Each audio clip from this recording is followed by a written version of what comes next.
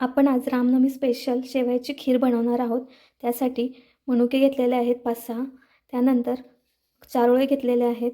खसखस छोटा चमचा घेतलेले आहे. 4 ते 5 बदाम कट करून घेतलेले आहेत. 4 ते 5 काजू कट करून घेतलेले आहेत. त्यानंतर रवा घेतलेला आहे 1 चमचा आणि छोटी बारीक शेवाई घेतलेली आहे 1 वाटी.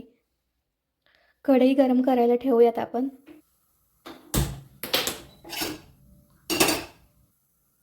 कढई गरम झाल्यानंतर 2 चमचे आपण तूप घालून घेणार आहोत.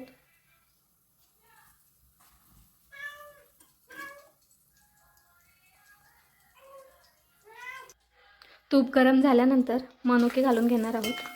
मनुके चांगले परतून घ्यायचे आहेत. मनुके चांगले परतून झाल्यानंतर चारोळे टाकून घेणार आहोत. त्यानंतर ड्रायफ्रूट आणि रवा घालून घ्यायचा आहे. खसखस चांगलं परतून घ्यायचं आहे. त्यानंतर शेवाई घालून घ्यायची आहे.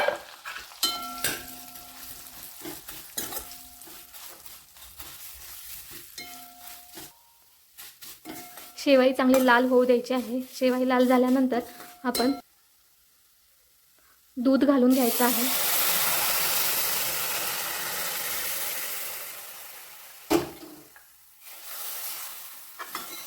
चांगलं हलवून घ्यायचं आहे.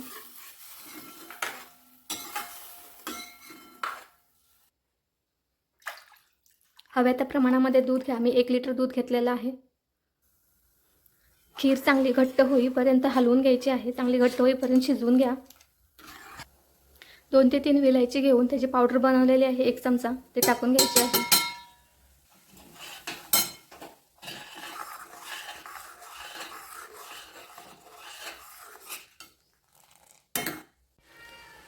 दहा ते 15 मिनिटे खीर छान अशी उकळून घ्यायची आहे, शिजवून घ्यायची आहे घट्ट होईपर्यंत. मध्ये मध्ये अशा हलवत राहायचं आहे, जेणेकरून उकळी फुटून दूध वर येणार नाही. 2 चमचे साखर घेणार आहोत. मी 2च चमचे साखर घेतलेली आहे. तुम्हाला जास्त गोड आवडत असेल तर तुम्ही जास्त साखर टाकू शकता.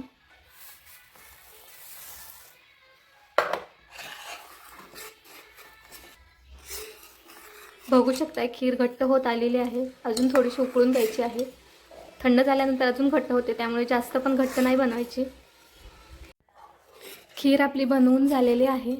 हे बघा घट्ट पण झालेली आहे. थंड झाल्यावर अजून घट्ट होते, त्यामुळे जास्त घट्ट करायची गरज नाही. छान आणि मस्त अशी खीर तर बनवून झालेली आहे. तर आपण आता बनवणार आहोत वाटाणा आणि बटाट्याची भाजी. तर त्यासाठी आपण साहित्य तयार करूयात. वाटाणा आणि बटाट्याची भाजी बनवण्यासाठी वाटाणे आणि बटाटा स्वच्छ धुवून कट करून घेतलेला आहे आणि धुवायला टाकलेला आहे परत पाण्यामध्ये. 1 कांदा घ्यायचा आहे आणि 1 टोमॅटो कट करून घ्यायचा आहे आपल्याला. 3 काजू आणि 4-5 लसणाच्या पाकळ्या घ्यायच्या आहेत आणि आलं, कढीपत्ता आणि कोथिंबीर. टोमॅटो आणि कांदा कट करून घेऊयात. कट करून झालेला आहे. आता आपण याला भाजून घ्यायचं आहे. कांदा आणि टोमॅटो भाजून घ्यायचा आहे. कढई गरम झालेली आहे. थोडंसं तेल टाकायचं आहे, जेणेकरून कांदा चांगला भाजला जाईल.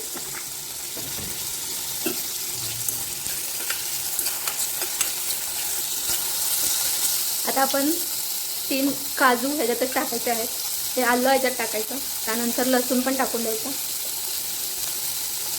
हलवून घ्यायचं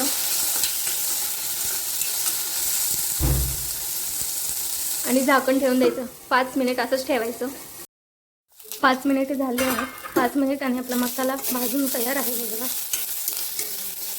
आपण काढून घ्यायचा आहे.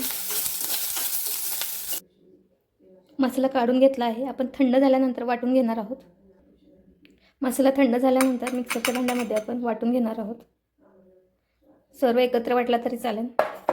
थोडासा कढीपत्ता, थोडीशी कोथिंबीर घालून घ्यायची आणि मिक्सरमध्ये बारीक करून घ्यायचं आहे. थोडंसं पाणी घालून मसाला वाटून झालेला आहे. आता आपण फोडणी घालून घेणार आहोत. त्यासाठी गॅस चालू करून कढई गरम करायला ठेवूयात.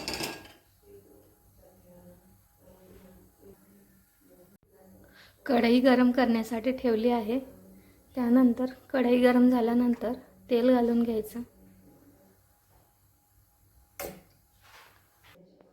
तेल गरम झाल्यानंतर 1 चमचा बॅडगी मिरची पावडर टाकायची आहे. त्यानंतर वाटलेला हा मसाला,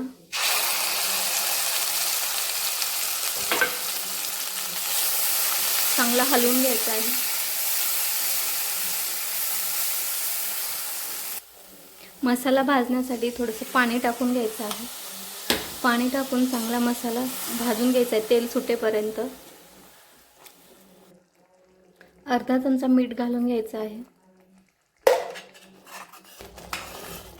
मसाला भाजत आला आहे. आता आपण त्याच्यामध्ये कट केलेला बटाटा टाकून घेऊयात, जेणेकरून त्यासोबत मसाल्यासोबत बटाटा पण शिजून जाईल आपला. आणि वाटाणा पण घालून घ्यायचा आहे.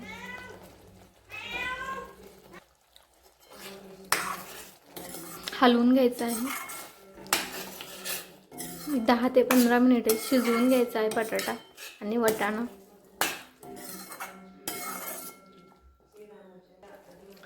झाकण ठेवून 10 ते 15 मिनिटे शिजू द्यायचा आहे असाच. तोपर्यंत इकडे आपला भात पण शिजवून झालेला आहे.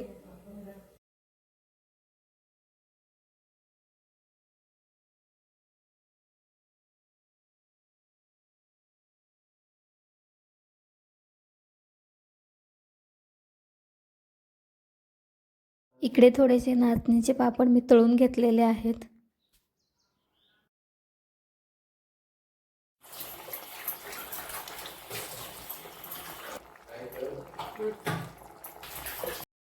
सर्व जेवण बनवून झालेलं आहे. तर आपण आता ताटामध्ये सर्व जेवण वाढून घेणार आहोत.